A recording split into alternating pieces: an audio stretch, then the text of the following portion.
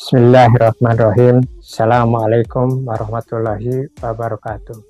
Perkenalkan, nama saya R. Mehmet R.M. Mustafa, NPM 101200904, kelas A, Prodi Manajemen S1, United University. Pada kesempatan kali ini, saya akan mempresentasikan salah satu tugas strategi pengembangan kualitas jasa transportasi. Pendahuluan, transportasi merupakan suatu sarana yang sangat penting dalam membantu roda perekonomian. Suatu daerah tidak dapat berdiri sendiri secara total dalam memenuhi kebutuhan daerahnya sendiri, sehingga daerah tersebut membutuhkan daerah lain sebagai pendukung. Sarana penghubungnya adalah pengangkutan atau transportasi. Pembangunan daerah, baik bidang ekonomi, pendidikan, maupun budaya, membutuhkan jasa transportasi yang cukup memadai. Tanpa transportasi sebagai sarana penunjang, tidak akan dapat diharapkan hasil yang memuaskan dalam usaha pembangunan dan peningkatan perekonomian suatu daerah. Persaingan bisnis transportasi, baik yang kecil maupun yang besar, sangat ketat.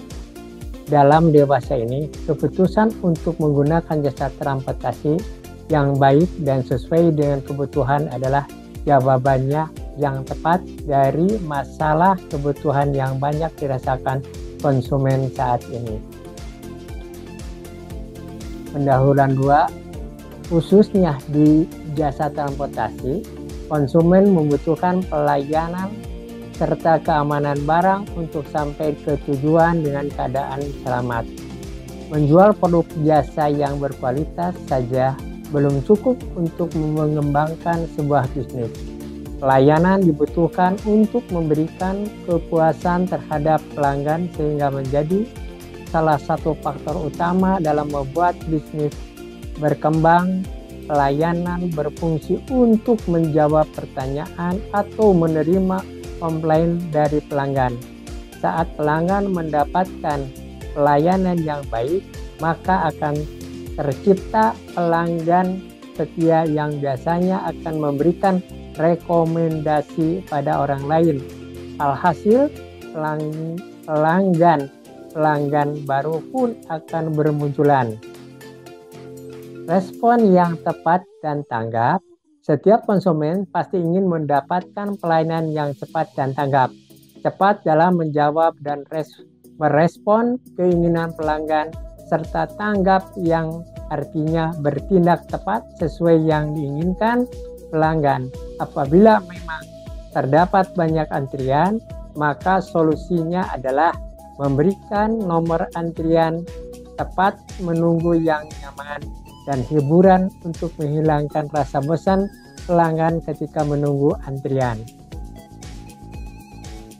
Mendengarkan keluhan pelanggan dalam upaya meningkatkan kualitas pelayanan, Anda juga harus bisa mendengarkan keluhan dari pelanggan.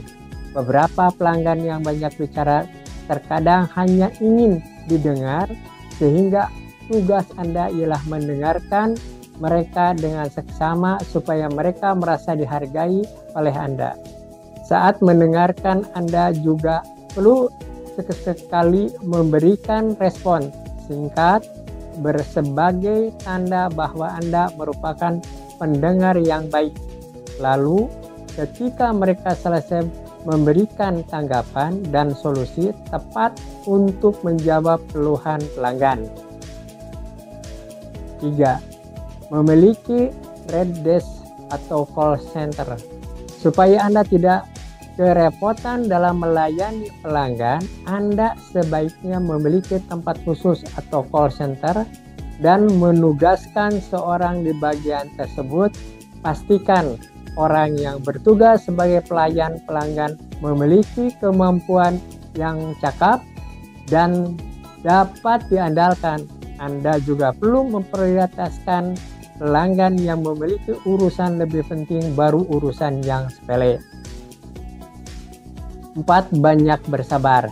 Setiap pelanggan memiliki karakternya masing-masing. Ada yang mudah ditangani, tapi ada juga yang banyak kemauan.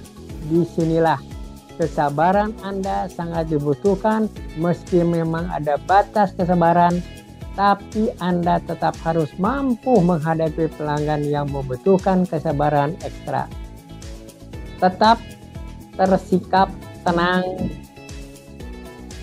dan jangan sampai emosi Anda terpancing hingga bertindak atau berbicara yang tidak sebatasnya. Hal ini justru bisa memperburuk situasi dan mengakibatkan nilai pelayanan Anda menjadi buruk. Anda perlu berpikir jernih supaya bisa menangani keinginan pelanggan dengan baik dan memberikan dampak positif. 5. Jaga kesopanan. Tanpa adanya pelanggan, bisnis Anda tidak akan bisa beroperasi. Jadi, sudah sepantasnya Anda melayani pelanggan dengan baik. Bersikaplah sopan ketika melayani, bahkan saat mendapatkan pelanggan yang kurang beretika dan membuat Anda kesal. Sekalipun begitu juga dengan pegawai Anda. Apabila memang diperlukan, Anda sebaiknya memberikan training pegawai tentang cara menghadapi pelanggan, termasuk soal menjaga kesopanan.